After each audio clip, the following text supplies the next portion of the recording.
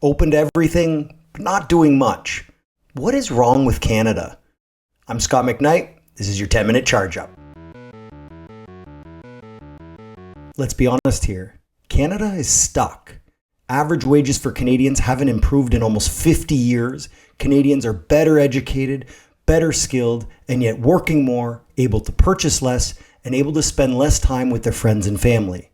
Housing is unaffordable or gobbles up a huge piece of one's wages, and the recent influx of immigrants has exposed some pretty nasty tendencies that contrast with Canada's polite, sorry image. Canada's education system, once among the world's leaders, is in terrible financial shape across the board.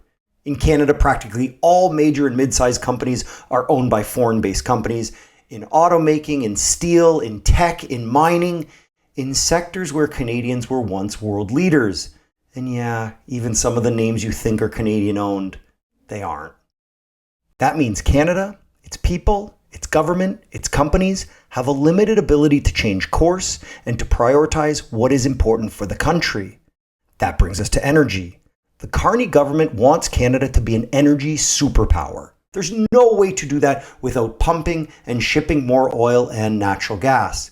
It is also legally committed to net zero or carbon neutrality by 2050. The Carney government also wants to fast-track projects of what it calls national interests. Now, some of those projects are energy-focused, but also capture this "who are we as Canadians" identity crisis. Overall, it's not really clear how Canada gets out of this rut. I'm Scott McKnight, a PhD and researcher who looks at questions of innovation and energy and international politics, and I'm also Canadian. Let's get into it. We start with the Liberal minority government of Mark Carney, a former central banker and technocrat par excellence. Carney, a bit surprisingly, won the Liberal nomination and later the federal election and came to power in March 2025. Why surprising? Let's just say that the country seemed to have had enough of Justin Trudeau, who served as Prime Minister for 10 years from 2015 to 2025. The Trudeau government seemed to struggle to get anything done. Like anything. For the decade under Trudeau, per-person GDP growth was 0.3% per year. That's the lowest of any recent prime minister, and a good sign that living standards weren't improving for Canadians, and probably actually were getting worse. The Trudeau government also tried its hand in business. For example, it purchased the Trans Mountain Pipeline from Kinder Morgan, a private company, in 2018, after that company stopped work, citing political uncertainty and opposition from the government of British Columbia. But to finish the project took another 6 years and cost a total of $34 billion, about $13 billion over the initial estimated cost. But it did get completed. So there's that, I guess. That's where the Carney government comes in, riding a very successful marketing campaign of elbows up and a campaign trail performance from the Conservative leader Pierre Poilievre, devoid of riz, devoid of aura. Carney talked consistently about getting tough with the Trump administration, making things happen once in power, and turning Canada into an energy superpower. That was a wink and a nod to the fossil fuel producing provinces like Alberta, Saskatchewan, Newfoundland and Labrador that had felt left out or unloved during the Trudeau years. That brings us to Carney and the new Major Projects Office. The government says the MPO was created to fast-track nation-building projects. In other words, to streamline regulatory approvals and to unlock financing for those projects. Now, there's been no shortage of projects thrown into the drafts, but 5 have so far been shortlisted. A small nuclear reactor northeast of Toronto. That could make Canada an early leader in small nuclear reactor technology. There's another project, a copper mine in Saskatchewan, but that one's already half built. Then there's 2 projects that are expanding on what is already operational, a copper mine and an LNG terminal, both in British Columbia. Given how far along all of these projects were, Ottawa really probably didn't need to get involved, but you can't blame them for trying to catch some easy W's. That brings us to Canada's oil and gas industry. Canada's oil and gas industry has become a central feature of Canada's economy. It's one of Canada's largest industries, it contributes about 5% to the country's GDP, and it employs some 70,000 people in domestic extraction alone. It's also a major funder of innovation in energy, including for carbon capture and storage, something that is vital for the energy transition. And Canada is now the world's fourth largest oil producer. And Canada is a significant oil exporter as well, sending nearly 4 million barrels per day abroad. But practically every barrel it exports goes to the United States. And when you have one buyer only, no matter how much you're selling them, you're going to have to cut a discount.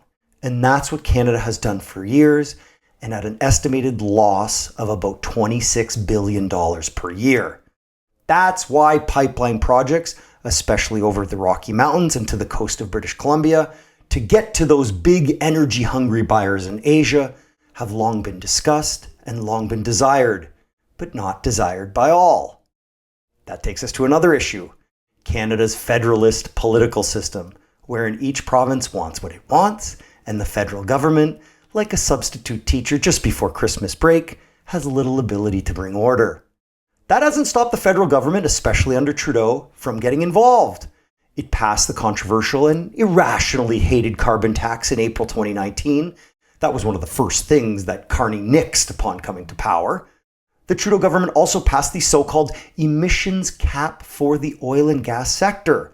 That requires oil and gas companies to reduce emissions by 35% by 2030 compared to their 2019 emissions level. In practice, it's deterring investments, it's getting oil companies to write letters, and it's much reviled by the Alberta government under Danielle Smith, among others. The federal government also banned tankers from stopping at British Columbia's north coast. Any plans to build another northern pipeline from Alberta to the BC coast would require that ban be lifted, something the BC Premier is against. Oh, the siblings are fighting again. In this context, it's pretty incredible that the LNG terminal at Kitimat in BC was ever built in the first place. But now that it is built, expansion, that's phase 2 of the project, is now ready with all approvals in place. But now it's the anemic state of the global gas market and Canada's high cost but environmentally friendly LNG that is the deterrent. And there's also another way that Canada's oil industry captures deeper issues facing the country: productivity. Canada's oil industry is regularly now among the lowest of all sectors, and this is saying something because Canada's overall productivity is so depressing to begin with. Because of the importance of oil and gas in Canada and still to the global economy, the industry also captures another core issue. What kind of country is Canada, and what kind of country does Canada want to be? Its government has made ambitious commitments to cut carbon emissions and to become, quote unquote, net zero by 2050. Actually, by law, it must achieve this. But this Carney government hasn't really talked about it at all. It's also scrapped electric vehicle tax credits. It's also ended that controversial carbon tax. Overall, it highlights a real trade-off between continuing to produce fossil fuels and cutting carbon emissions significantly. Turns out you may only be able to do one after all.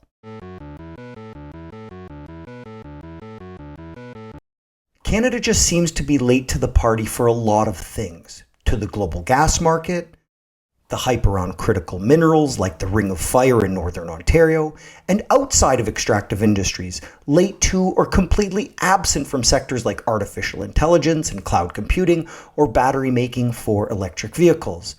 And it's behind in seizing global trends too, like capturing buyers in fast-growing markets in Asia.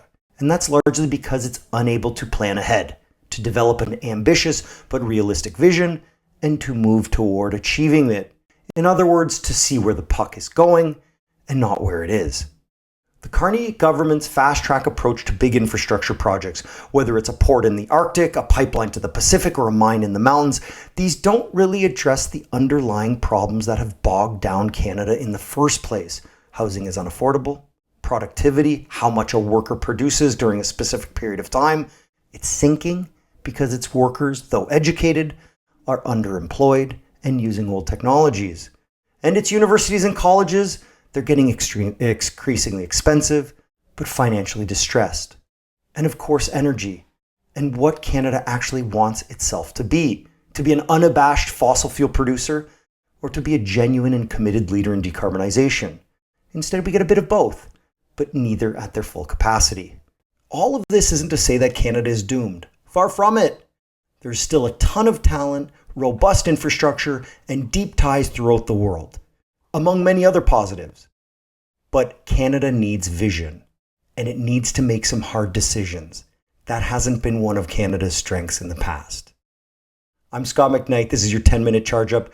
Click like and subscribe. Tell me what you're thinking in the comments. Thanks for watching. Till next time.